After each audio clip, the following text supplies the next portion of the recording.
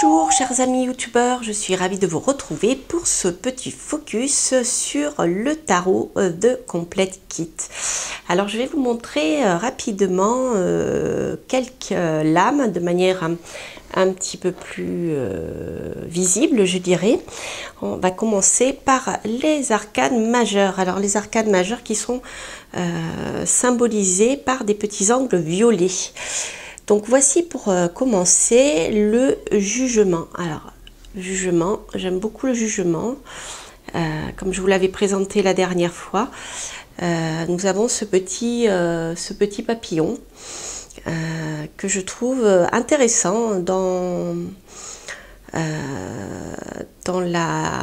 symbolique, puisque dans la symbolique on a quand même une transformation qui est imposée, vous n'avez pas le choix, donc je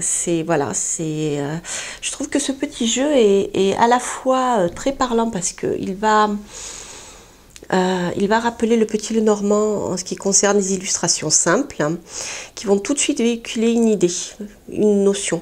Alors c'est vrai que si vous voulez aller beaucoup plus loin dans la prédiction, etc., c'est mieux de connaître la signification des arcanes majeures et des arcanes mineures aussi. Hein. Ça vous permettra d'aller beaucoup plus loin. Mais déjà, voilà, on a une image qui tout de suite va renvoyer à une symbolique, un mot-clé, quelque chose, une notion. Donc voilà pour le jugement. Ensuite, nous avons la tour. Donc la tour qui est bien sûr toujours la même, hein, la maison Dieu. Là, nous avons le fou qui est sympathique avec sa fleur sur la tête. Enfin voilà, c'est à la fois les dessins sont assez gais, donc il n'y a pas de choses inquiétantes dans ce tarot. Je sais que certains d'entre vous sont très sensibles lorsqu'on a des lames qui paraissent un peu sombres a priori. Là, il est vraiment très très gai. Il fait presque dessin enfantin, ce qui ne l'empêche pas d'être un tarot et avec tout ce que permet le tarot. Voilà maintenant la force. Avec le lion, donc il y a beaucoup de douceur, hein, la force, le personnage est nu, il maîtrise le lion, etc. Voilà, donc vous voyez, on a la numérotation du tarot de Marseille, hein, qui est respectée. Donc pour ceux qui travaillent avec les nombres, vous pouvez travailler comme un tarot de Marseille. L'impératrice, voilà, de manière un peu plus clair, hein. Donc vous voyez, hein, on a le symbole de Vénus ici en dessous. On a des symboles, hein, parfois sur des symboles astrologiques. Voilà, avec les attributs féminins de l'impératrice. Hop, la grande prêtresse avec la lune, hein, le savoir caché. Je ne veux pas vous dire de bêtises, mais il me semble ici qu'on a une lettre hébraïque, mais je ne suis pas sûre. Là, le monde, donc rappelez-vous, le monde aussi peut parler de voyage, hein, à travers le monde. Outre le fait d'arriver à la réussite, à la concrétisation au bout d'un chemin.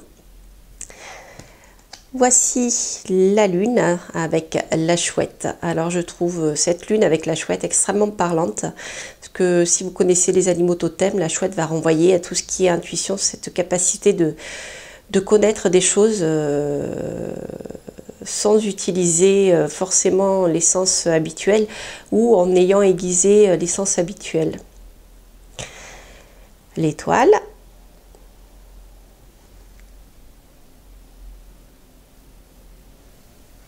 Le diable.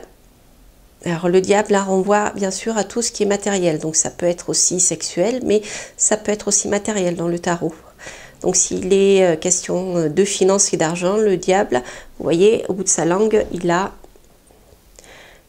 un denier, enfin il a une pièce d'or. La tempérance, notre tempérance qui est, on voit toujours à la même. La roue.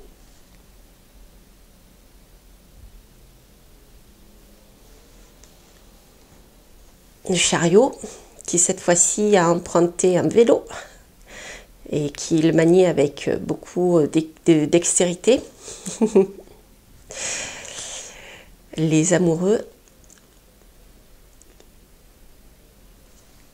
L'empereur, alors l'empereur j'aime beaucoup parce qu'on a ce côté stabilité et je dirais l'implication dans le monde.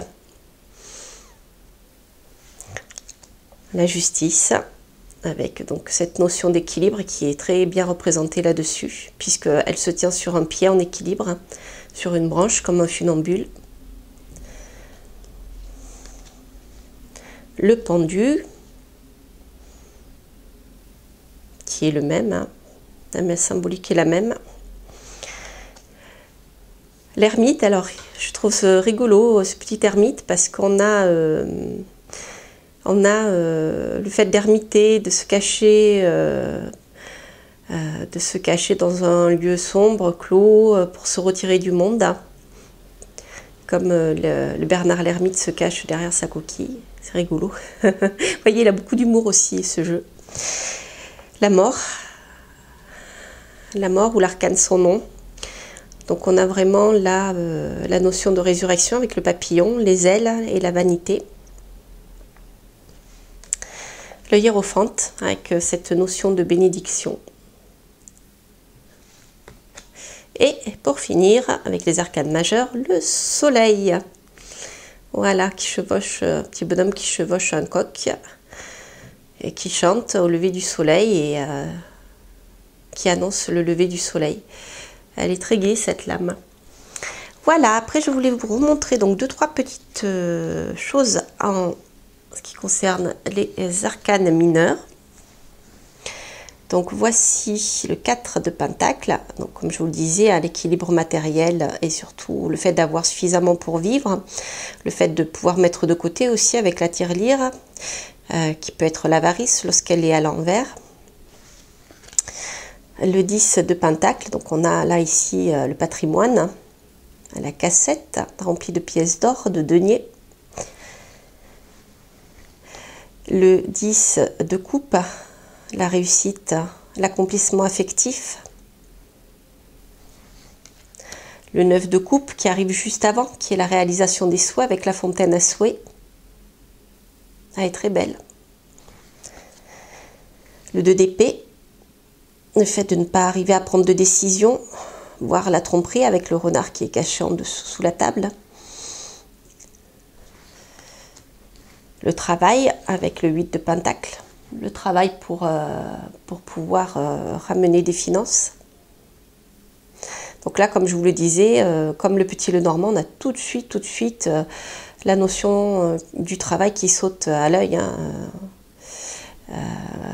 Voilà, comme dans le Rider-Waite. Mais vous voyez, ce sont des dessins beaucoup plus simples que certaines illustrations qu'on trouve pour le Rider-Waite d'une manière générale. Voilà, donc ça c'est le page d'épée, le valet, hein. Donc le roi, la reine avec un aigle sur sa main. Donc l'aigle va bien sûr envoyer à l'air. Et là vous voyez le cavalier d'épée chevauche un aigle. Voilà, et bien sûr l'as de bâton pour entre autres parler des écrits, des nouvelles, voire des contrats. Donc comme dans le petit Lenormand, la lettre renvoie à cette même notion. Rien n'est fait par hasard, hein, toute cette symbolique là qui nous suit depuis on ne sait combien de temps en fait, hein, puisque on peut remonter déjà au Moyen-Âge en ce qui concerne le tarot, mais tout ce qui va concerner les arcanes mineurs, il y a un grand vide pour savoir d'où ils viennent, comment, mais on les retrouve à travers les cartes de cartomancie, on les retrouve dans le tarot, et chaque fois la signification est la même. Et le petit Lenormand, bien sûr, puisque le petit Lenormand se base sur les cartes de cartomancie. Voilà, j'espère que cette petite review vous aura plu. Donc, on se quitte sur cette jolie boîte, le complète kit qui, je vous rappelle, s'ouvre et a un aimant sur le côté. Un petit livret ici avec une page par par arcane. Et bien sûr, la petite boîte à l'intérieur qui permet de ranger les tarots. Voilà, je vous quitte sur cette image et je vous dis à très bientôt pour de nouvelles aventures et je vous souhaite tout le bonheur du monde. À bientôt, ciao ciao.